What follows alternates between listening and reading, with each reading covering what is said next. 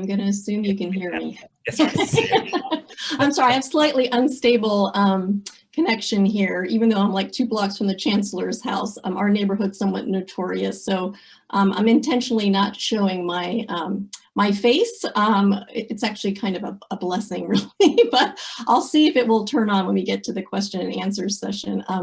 So first, I just want to say I'm truly flattered to be invited to speak with you all today to kick off your day on a Saturday morning, and want to say that for me this is very sweet because I'm actually a long-time past member of the Washington Academy of Family Physicians. I was a member for something like 14 years. I think this is the longest time that I had a professional home was with the WAFP. And at one point, I also remember Bob Crittenden asking me to serve on a committee on minority affairs for the WAFP. So anyway, it's just nice to be back with you all. So the title of my session is Mirror, Mirror on the Wall. So anti-racism work, what I'm going to call step 1. And I have to say, I do come to you with a little bit of fear because I'm coming to you, I know after Dr. Tricia Elliott spoke with you, I think last time. So Dr. Elliott is a dear colleague and friend of mine, and I understand she spoke with you about racism as a health crisis. And apparently really moved you all in her call to action. And many of you had some really wonderful ideas of what you would like to hear next, including, race as a social versus a biologic construct, thinking about the effects of racism on people's health, including their mental health. But as Morhoff was sort of providing me a list of what you all were interested in, I was particularly intrigued with those of you who were interested in doing anti-racism work as part of your daily activities in the clinics. And also this idea of sort of creating a space where you could authentically hear marginalized or minoritized voices. And thought particularly because you and I both are coming from not too dissimilar states in this sense. So I was particularly moved by thinking about this because Washington State at this point is listed as 69% white. Here in Wisconsin, we are in totem 85% white. Seattle is currently 68% white, while Madison is 72% white, where I'm talking to you from. If you actually look at, I'm sure, Seattle and Madison's public school district, you'll actually see that it's likely to be majority children of color. So in Madison, public schooling is only 42% white here in Madison. But nonetheless, I am talking to you where white people are still in the dominant spaces and are really the people who continue to hold power in our civic spaces, as well as I'm presuming in our professional spaces as well. And so I think that's something that I'm considering. So it would be different, I think, if I was talking to a group of people in New Mexico or California, where it is actually majority people of color in those states. So the objectives I thought would be the following would be, I think it would be really interesting for us to begin by contemplating how we are complicit in the status quo. And so this is actually a lot of the teaching I do here in Wisconsin, as I'm, as the title sort of suggests, I'm like constantly trying to turn the mirror so people can think about how we are complicit in the status quo. We're going to unpack how different aspects of our identity shape our experience of the world, and we're going to explore a concept called intersectionality together. So I'm hoping that some of you are familiar with this book called Unequal Treatment. So this was commissioned by Congress and published by the Institute of Medicine in 2002.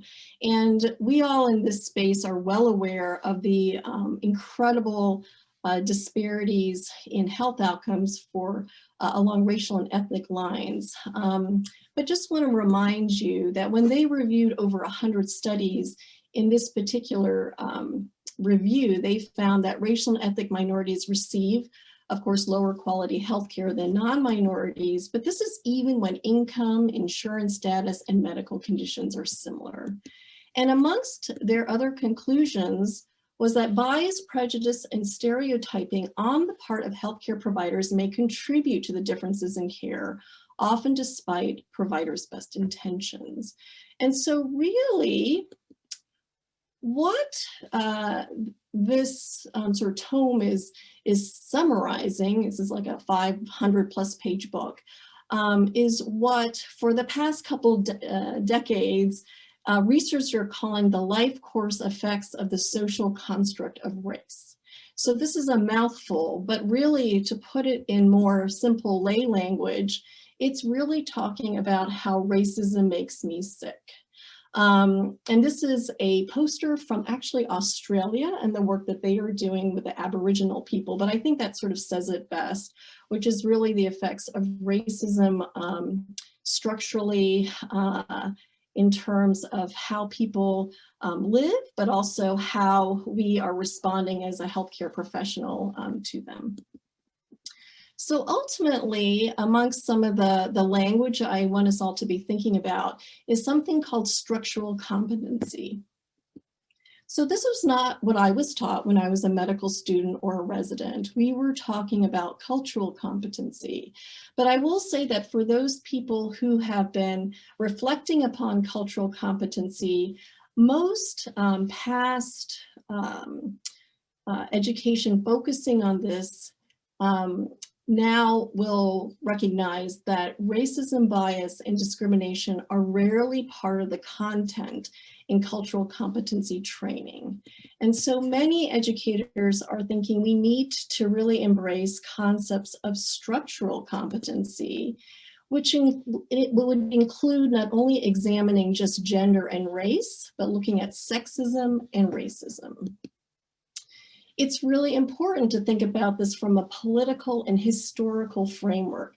So when I talk about social determinants of health, it's not merely enough to talk about the fact that vast swaths of our population are lacking adequate housing and food and transportation, but it's really important to think about issues of what drives the wealth gap. So this is not education, it's not income, it's actually home ownership. And then to understand home ownership, you need to understand the history of housing and issues around redlining and racial covenants that go back to the 30s. So I'm finding that a lot of my conversations will need to include discussion about history.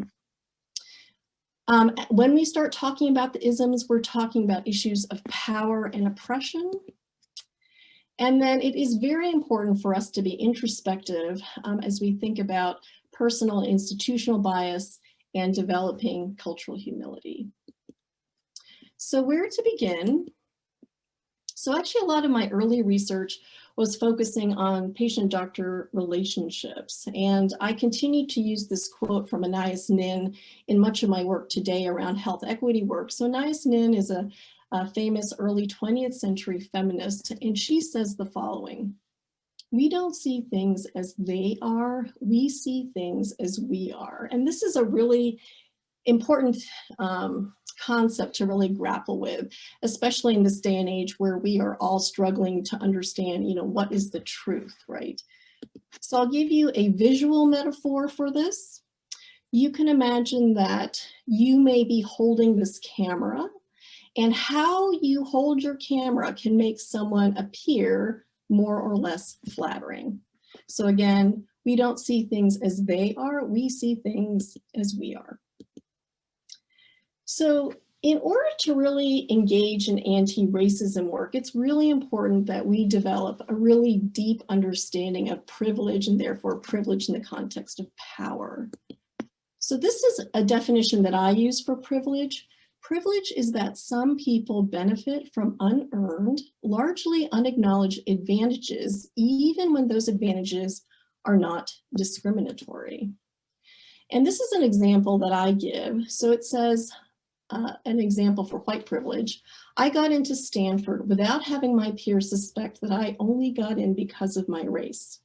So we could maybe substitute University of Washington here. So you can imagine that perhaps if there is a white student walking down the hallways through the University of Washington's medical school, there's no question in their mind that they're supposed to be there.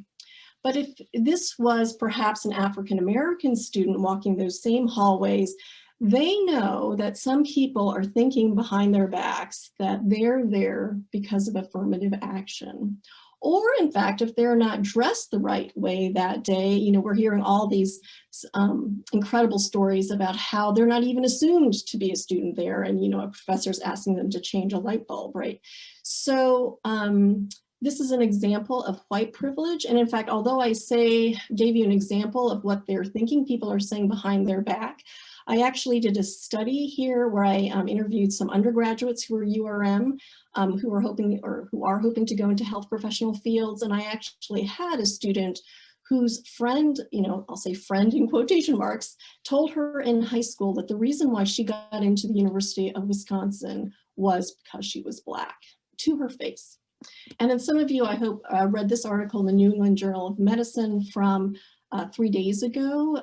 It's a really amazing read about what it's like to be interviewed as an African American. And it's a lot about something called stereotype threat, but I just throw that out there for you to consider including on your reading list.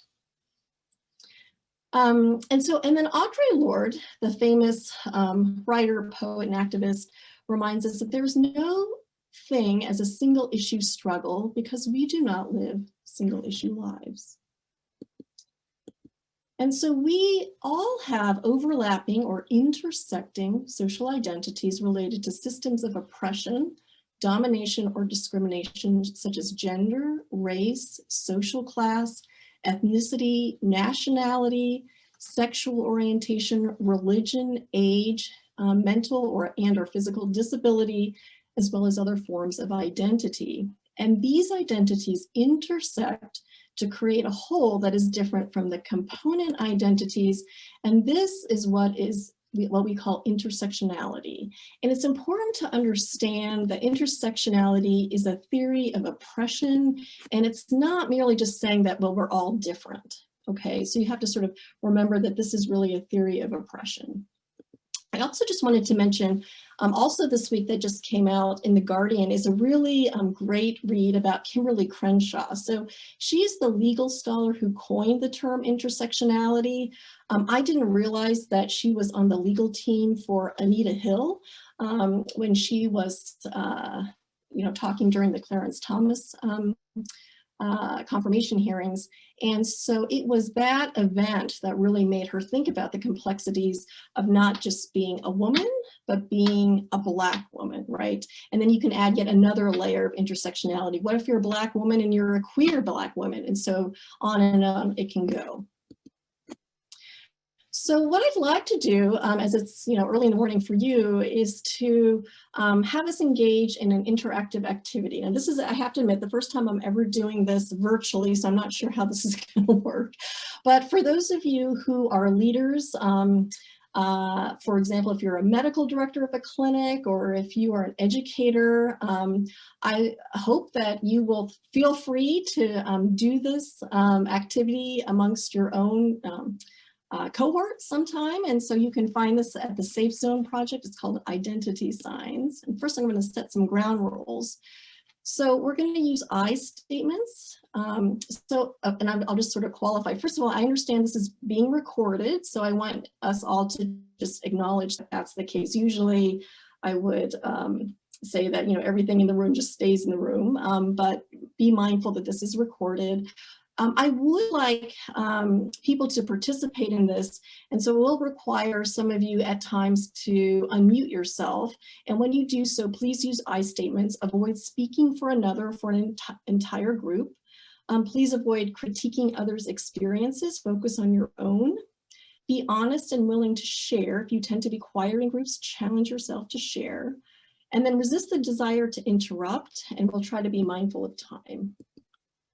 So in order to start, again, because this is actually usually very powerful visually, so since we can't do that, I just need to get this is not really part of the activity, but I just need a rough sense of some demographic information. So I'm asking, we're going to use Poll Everywhere. So People have figuring this out. So I want you to put the number 22333 in your phones, and in the text box, put in DFM 1100.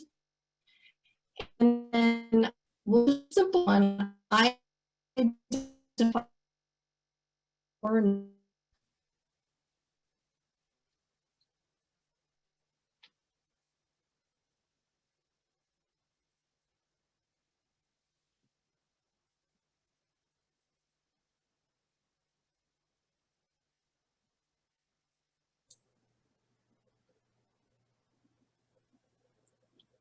Jennifer, I just want you to know that your audio is unstable.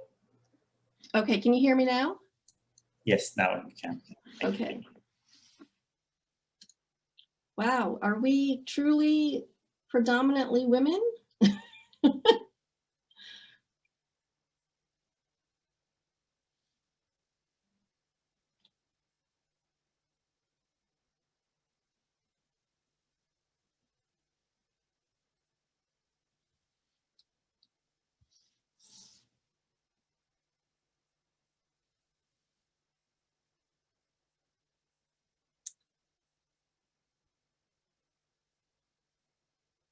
Do people need more time, or do you feel like you're kind of in the system?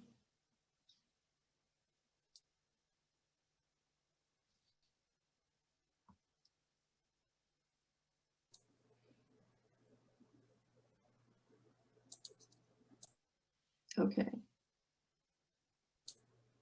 So it's looking like only about 1/5 of you are men. Does that sound right?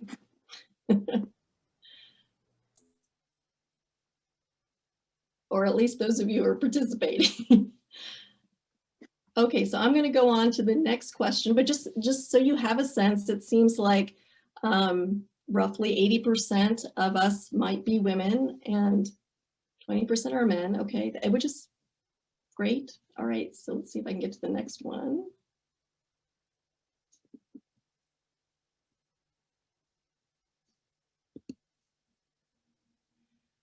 Okay, next question. I identify as transgender.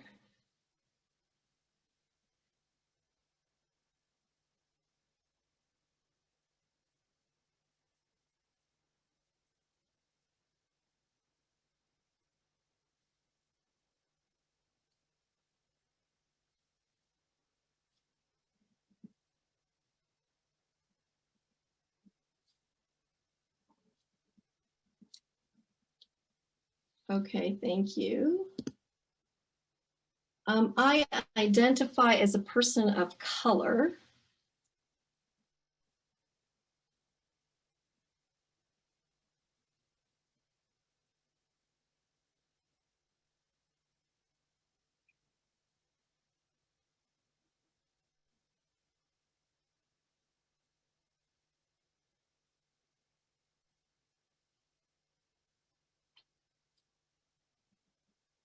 Okay, great. Okay, so here's the first question, and here we go. Before you answer, I just want you to look at the categories, okay? And what we're gonna do is, normally I will just say that these are signs that are around a room.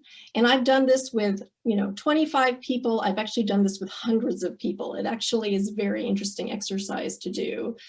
So the categories that I've chosen for us today are age, class, gender, or gender identity, ethnicity, immigration status, profession, race, religious affiliation, sexual orientation, biological sex. So these will be the same for the next, I think there are a total of 7 of these slides, the next 6 slides after this. And then I'm asking you all, as you're doing, to fill in the blank. So the part of my identity that I am most aware of on a daily basis is blank.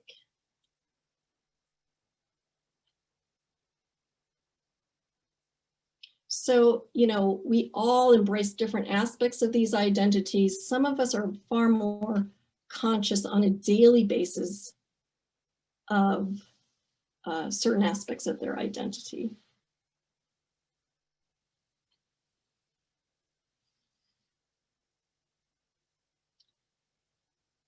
And as we do this is where I would normally, and so I'm going to ask you to humor me here.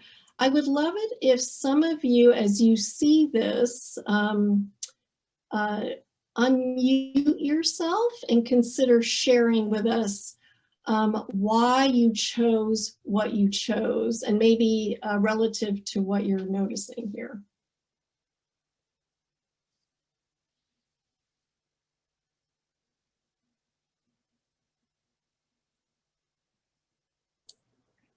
I can volunteer. I'm an immigrant, actually, so the first thing that came to my mind is my immigration status. But then I thought about it, and I realized that I spend most of my day in my profession, and I've developed that aspect of my identity. So I realized that maybe my awareness to being aware of my immigration status is more remnant of a time that may not be as present. I'm curious also that the gender, it's interesting if you see that 80% are identified as women, that 41 identify gender as a primary. So that for me gave me an opportunity for reflection as well. So thank you for sharing that, Morhav. I will say that in doing this work, I actually historically have not put in profession, though people have asked me to put that in. It'd be interesting if we took that one out, what people would say. In my past experience doing this activity, what we might see is that under gender is a large cluster of white women who end up in gender. And what I've noticed is that a lot of the people of color will end up here under race and ethnicity. It seems, and again, this is my observation of doing this in the past, that for women, race and ethnicity seems to outweigh for them what they're most aware of on a daily basis than gender. Anyone else want to share why they chose, for example, gender?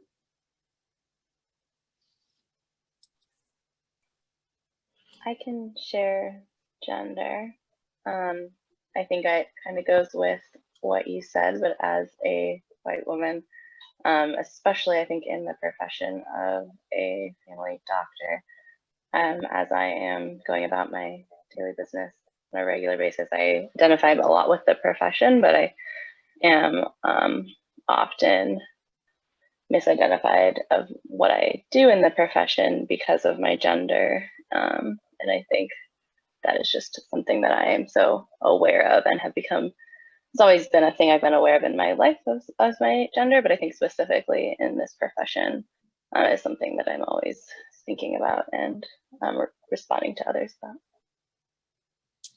Thank you for sharing that.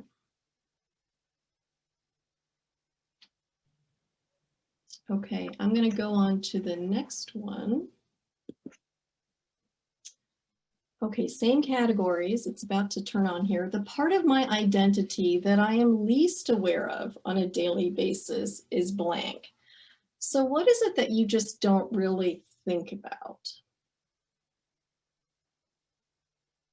on a daily basis? Mm-hmm.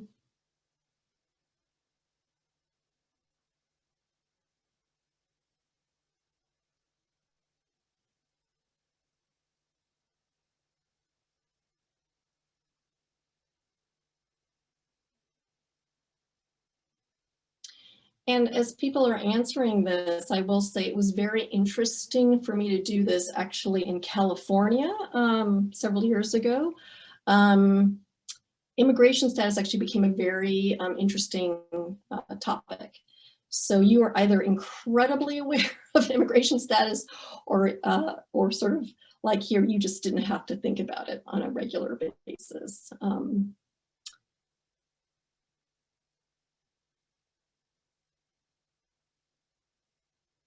Anyone want to share why they chose to be in a certain category?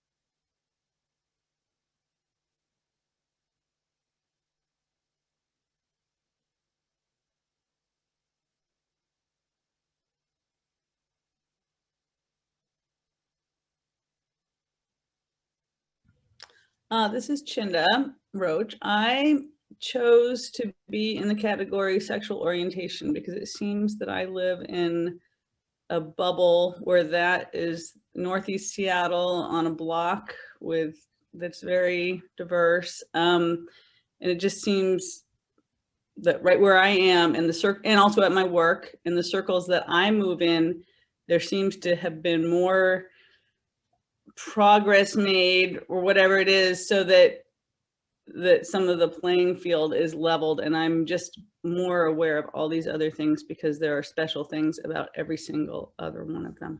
Mhm. Thank you, Jenna. Okay. All right, let's go to the next one. The part of my identity that I wish I knew more about is blank.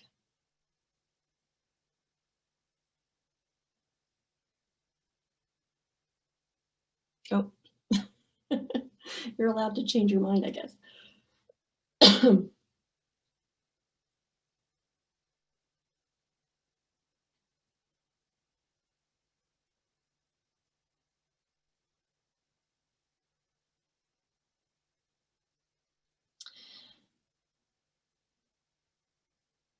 And I will tell you, one of the most fascinating conversations I've had in my life was with my husband about my lack of understanding of what ethnicity is.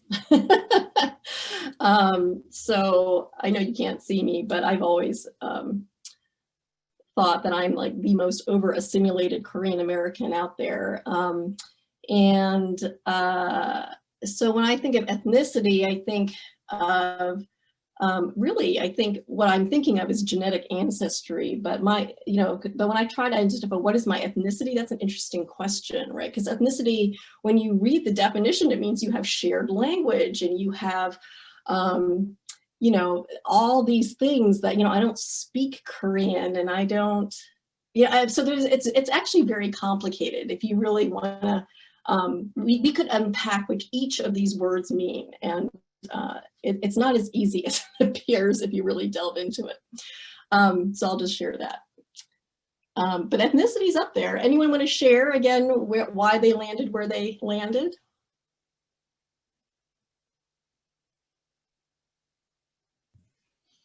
Dr. Edgoose, there's a comment in the chat from Dr. Julie Vales, who says, part of the reason I chose to become a doctor was to allow my profession to override the effects of my ethnicity and gender. Ah, okay. Thank you.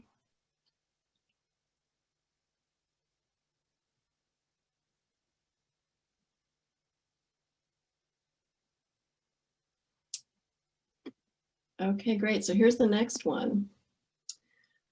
The part of my identity that garners me the most privilege is blank.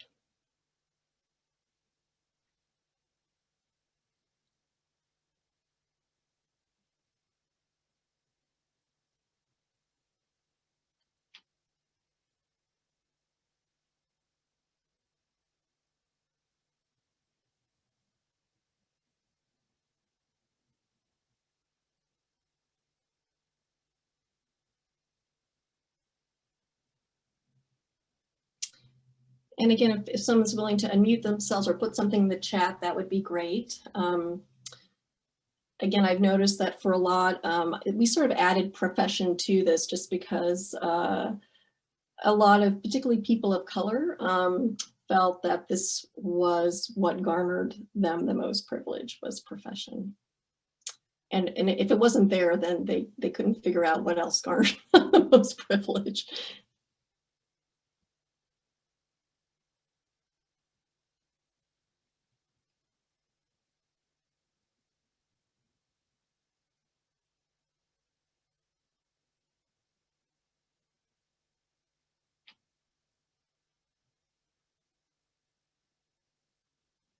Okay. So I appreciate some people are putting in race. And then the part of my identity that I believe is the most misunderstood by others is blank.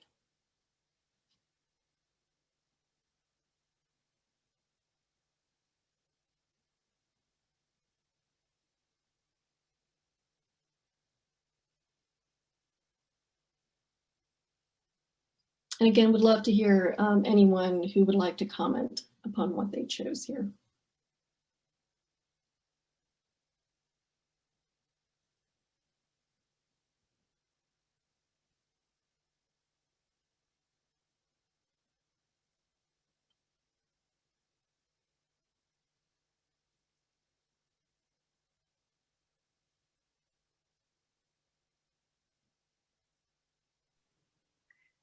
This is Addie, and I'd be happy to share. I put gender, and I chose that because I think over my many years in the profession, that's where I've put a lot of energy, is how do I present my gender identity? Am I too feminine? Am I not feminine enough? And it has been a waste. Yeah. So appreciate that, Allison. I actually just learned a new term yesterday at a conference I was at, and they talked about covering. So a lot of us spend a lot of energy doing something called covering, where it's kind of like assimilating to what we think we're supposed to be doing, especially, for example, as we move into traditional leadership roles, right? And then it becomes an interesting question: how do we dress? You know, how do we talk? You know, etc. So thank you for that. Okay. Yes, and I have seen religious affiliation come up here more as well. So thank you. And the part of my identity that I feel is difficult to discuss with others who identify differently is blank.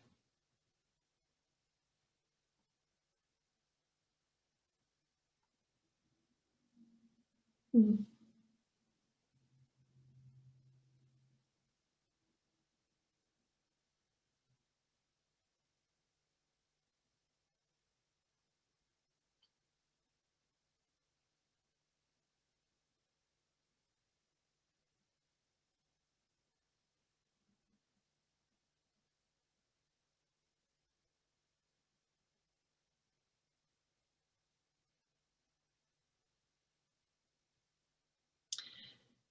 So interesting, race comes up here. Religious affiliation, class looks like it's up there. Anyone want to share?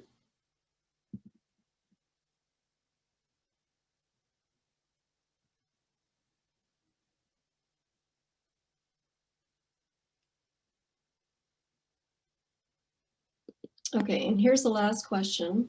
The part of my identity that makes me feel discriminated against is blank.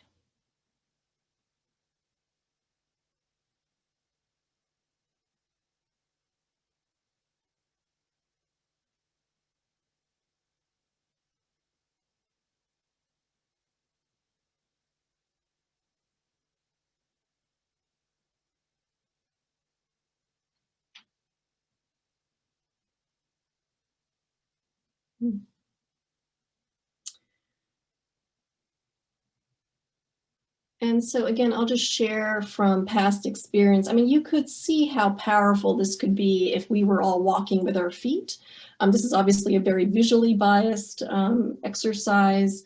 I will tell you that I've done this exercise with leaders in family medicine, and I've had chairs of departments in tears at this point. When they don't, and they're generally white men who have stood in the middle of the room and not known where to go, and suddenly realize, for example, what their colleagues who they felt they have known for years think about on a daily basis, and how they're experiencing the world. Typically what you would see here is mainly white women in the gender category, and you see a lot of people clustered in usually the race and ethnicity category. And it can be quite a moving experience to see visually, but that is just an observation I will share with you from doing in the past. So again, I'll just take any other thoughts here from any of you. Where I would run into trouble is having my patients discriminated against by other physicians based on their income. And so it's not directly to me, but I feel personally affronted by that. Mhm.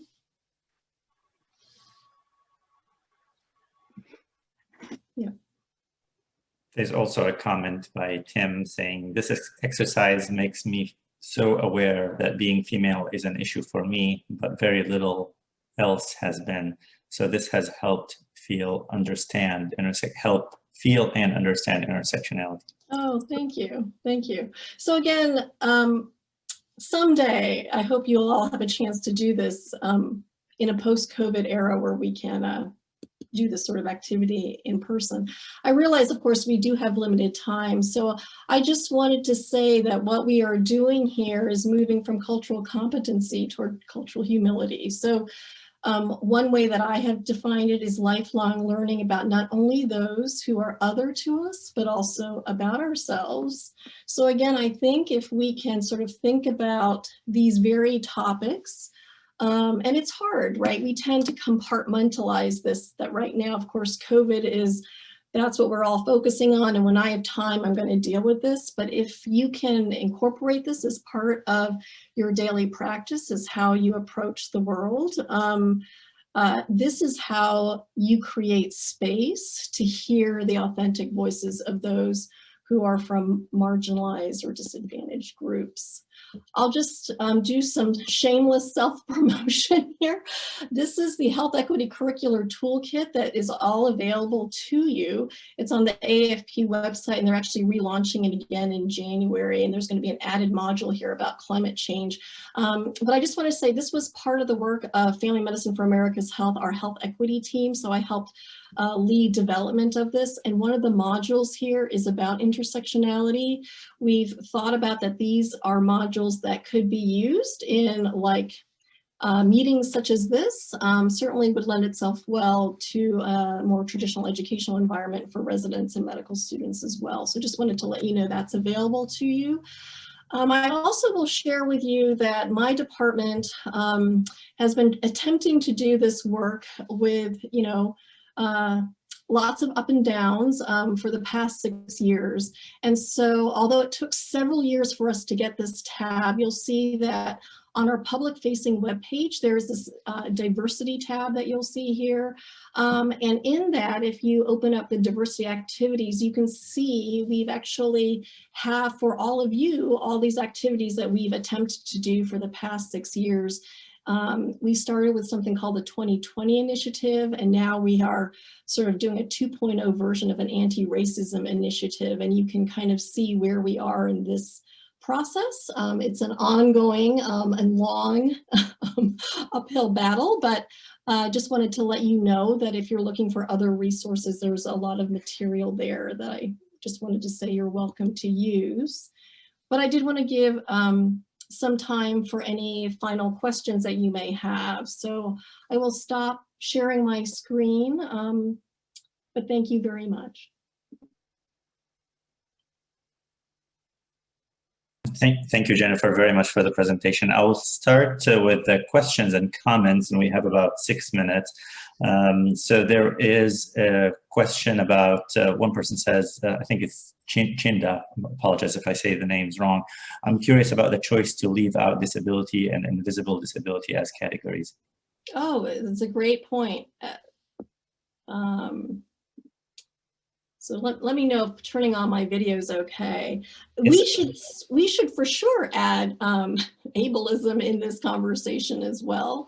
I think it was just, there are just not enough categories to go down. In fact, I actually haven't been even including biological sex, but I sort of am just adding that now.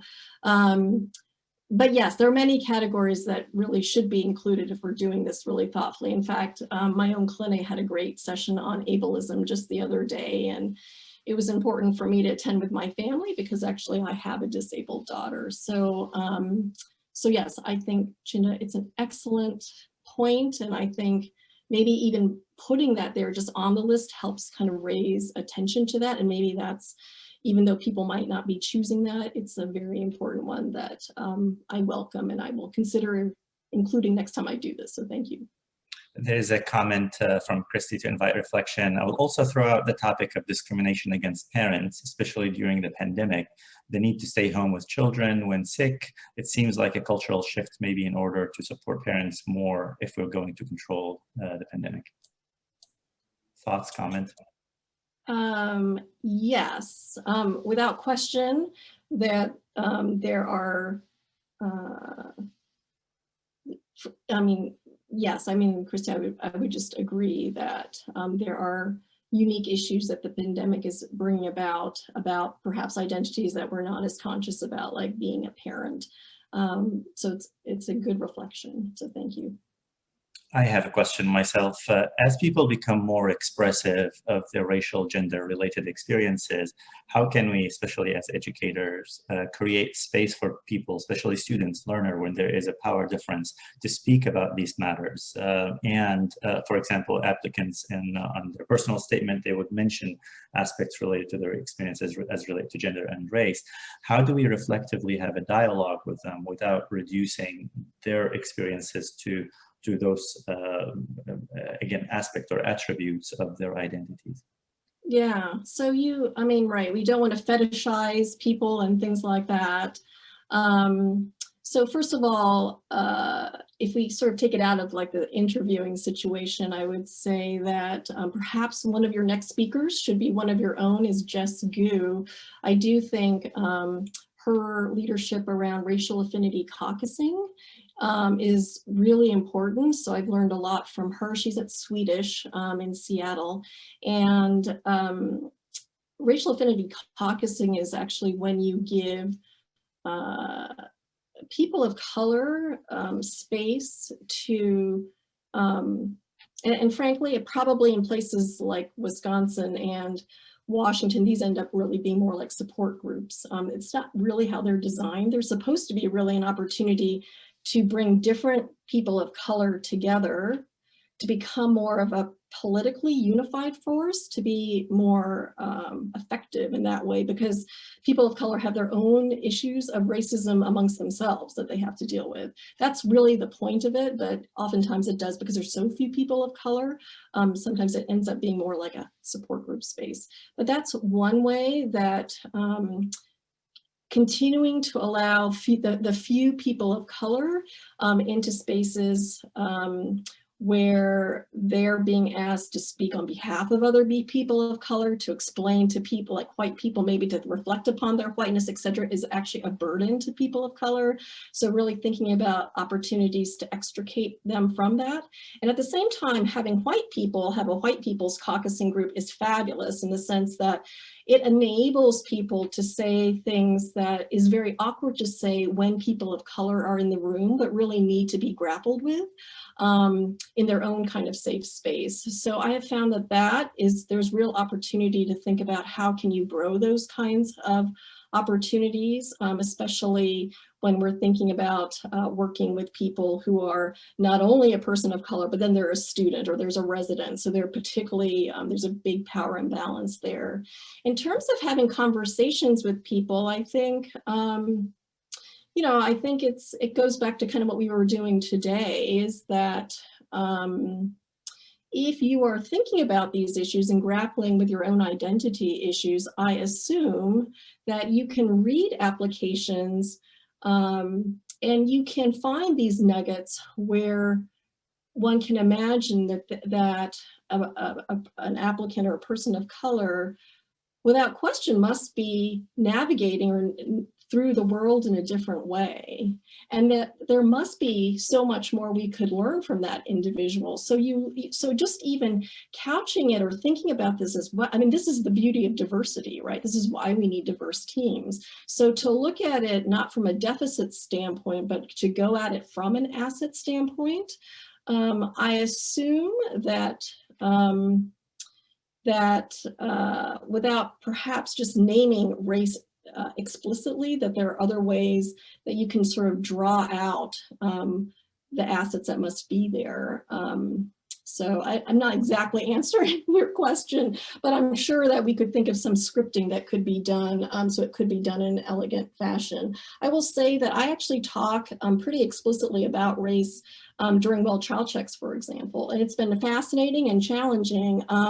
It's not something that you just suddenly do, but I think it's because I think about these things all the time. It ends up being quite a natural conversation, but it would be cool if some of you had some small groups where you could have these kind of conversations of how do you talk about these things, because you are worried about, you know, the safety of this adolescent boy who is, you know, when it comes to how are we going to talk about interfacing with the police, right? It's probably should be part of our well child check. So, you know, I think just starting these conversations are really important, but there are ways to do it, I think, in an empathic, authentic, and compassionate way. You have to practice. Thank you very much. And at the end of the session, thank you very much, Dr. Edgoose, for this invitation for reflection about this very important matter. And we're very grateful